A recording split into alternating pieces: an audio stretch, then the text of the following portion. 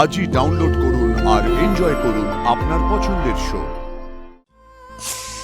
লাজও ঠাম্মিদের জীবন থেকে মুছে গেছে, আরো মুছে যাবে। আচ্ছা, এই যে এতক্ষণ হলো আমি চলে এসেছি, ও বাড়ির কারোর একবারও লাজুর কথা মনে হচ্ছে? মনে পড়ছে? লাজু এই সময় রাতের খাবার বানাতো, সবাইকে খাবার বেড়ে বেড়ে দিত। কাকি জেঠির তো নিশ্চয়ই ভারী আনন্দ হচ্ছে, আমি জানি। আপদ দূর হয়েছে বলে কথা। কিন্তু জেঠু, অনু দিদি, ঠাম্মি,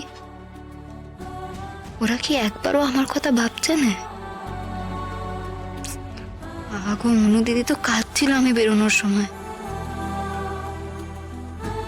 আচ্ছা,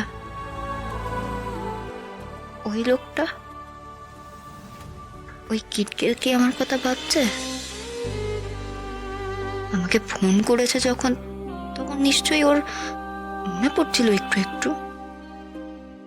না না, ওর কথা আমি কেন ভাববো? ও তো ভাবেনি কো, নাকি ভেবেছে? কিন্তু কই, বেরোনোর সময় তো কিচ্ছু বললো নি কো, শুধু রাগ দেখালো। বললো যেন কখনো আমি ফিরে না যাই। শুধু কি এটাই বলতে চেয়েছিল? সত্যি কথা বলবো দাদু ভাই, মনটা আমার বড্ড খারাপ হয়ে আছে। এতদিন ছিল তো মেয়েটা, বড্ড মায়া পড়ে গিয়েছিল, চলে গেল। তবে জানি যেখানে গেছে সেখানে ভালোই থাকবে। ওর বর যে ওকে ভালোবাসে। সবটা তোমার খুব অদ্ভুত লাগে না ঠাম্মি? কোন সবটা?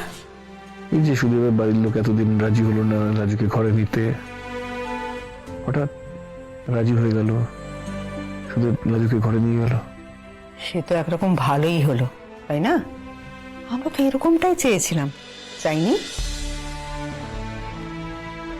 কৃষ্ণ দাদু ভাই, তোকে আমি আগেও বলেছিলাম, আবার বলছি, জগতের চোখে তোর কারণে কেউ অপরাধী হোক, এটা তো তুই চাইবি না, তাই না? বিশেষ করে যার জন্য তুই এত পরোয়া করিস, যার ভালো মন্দ নিয়ে ভাবিস, যার চোখের জলে তুই বিচলিত হোস, তাকে তো তুই কোনো অসম্মানের দিকে ঠেলবি না, তাই না? আমি শুধু ওর ভালোই চেয়েছিলাম। সে আমি জানি, আর তোর মন প্রাণ দিয়ে চাওয়ার জন্য যেটা হয়েছে সেটা ভালোই হয়েছে। এখন আর অসম্ভব কোনো ভাবনাকে মনে প্রাণে প্রশ্রয় দিস না দাদু ভাই। সেই বিয়ের রাত থেকে অনেকগুলো ঘটনা পর পর ঘটে গেছে, অনেকগুলো জীবন ঝড়ে উলট পালট হয়ে গিয়েছিল। এখন সেগুলো নিজেদের গুছিয়ে নিচ্ছে। এখন তুই এমন কিছু করিস না যা অনেকগুলো জীবনকে একসঙ্গে অস্বাভাবিকের দিকে ঠেলে দেয়। তোদের আলাদা আলাদা রাস্তা কৃষ্ণ, সেটা একসঙ্গে মিলার নয়। আমি অনেকে ক্ষতি করে দিচ্ছি, তাই না? সবচেয়ে বেশি ক্ষতিটা তুই নিজেই করেছিস দাদু ভাই। আমি তোকে অনেক দিন আগে বলেছিলাম, সত্যি আর ভুলের মধ্যে ভুলটাকে ছেড়ে এগোতে হয়। ভুলের মধ্যে যত নিজেকে জড়াবি তত বেশি কষ্ট পাবি আর কষ্ট দিবি। তাহলে কি যেটা সত্যি সেটাকে অস্বীকার করবো? স্বীকার করলেই তো ভুলটা ঠিক হয়ে যাবে না, বরং আরো বেশি ভুল হবে, অন্যায় হয়ে যাবে, সমাজের চোখে তুই ছোট হয়ে যাবে।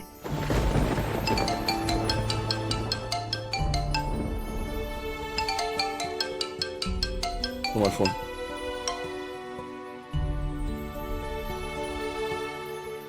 বল রে মে। তোমার খুব আনন্দ হচ্ছে না ঠাম্মি? আপদটা বিদায় হয়েছে। সে আছি, আমার কানের কাছে ওষুধ নিয়ে বকবক করার কেউ নেই। ঠাম্মি, তোমার চোখটা কেন ছলছল করছে? তোমার জ্বর এসেছে নাকি? ও ঠাম্মি, তোমার মুখটা কেন গম্ভীর হয়ে আছে? একটু কথা বলো, তোমার জন্য একটা খাবার বানিয়েছি, খেয়ে দেখো। এইসব করে জ্বালাবার লোক নেই। এমন আপদ চলে গেলে আনন্দ হবে না? চুপ করো না তুমি, একটু চুপ করো। এসব কথা শুনতে ফোন করেছি আমি, বুঝি? বকালি তো তুই। বল, কি করছিস এখন ওখানে?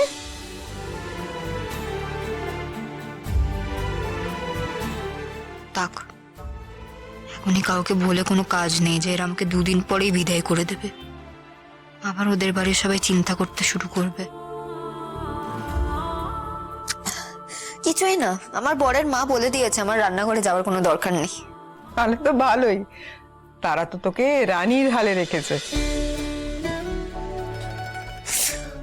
ওটা আমি তুমি এখানে আসবে তো শীতলা পুজোয়?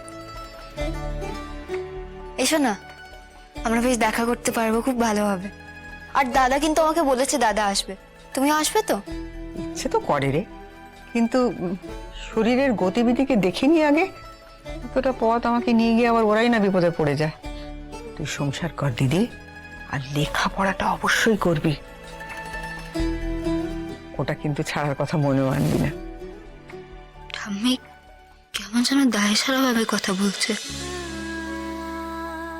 তবে কি ঠাম্মিও আমাকে বলতে চায়? থাক, আমিও আর জোর করবো না, আমি আর কারোর ঝামেলা বাড়াবো না। 2 দিন বাদে যা হবে তা হবে, নিজে বুঝে নেব। তারা এখানে না আসাই ভালো। ফোনটা রাখি গো ঠাম্মি, তুমি শুধু ওষুধটা মনে করে খেও। হ্যাঁ রে লাজু, তোর গলাটা কেমন লাগছে? সব ঠিক আছে তো?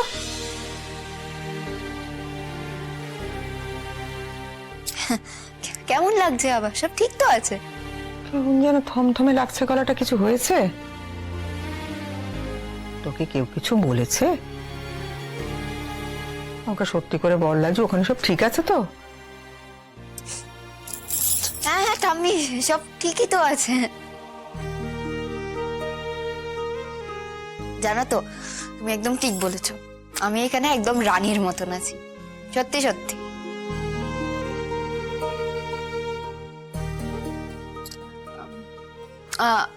আমাকে কেউ ডাকছে ঠাম্মি, আমি এখন ফোনটা রাখি।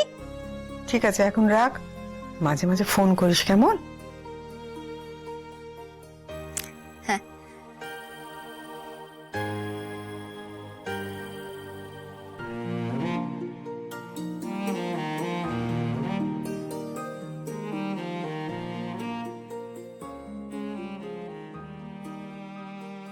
আমি খারাপ আছি, আমি কষ্ট পাচ্ছি। এই কথা শুনলে ঠাম্মিও কষ্ট পাবে। কি দরকার শুধু শুধু বুড়ি মানুষটার মনে কষ্ট দিয়ে।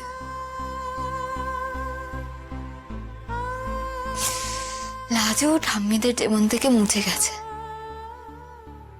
আরো মুছে যাবে।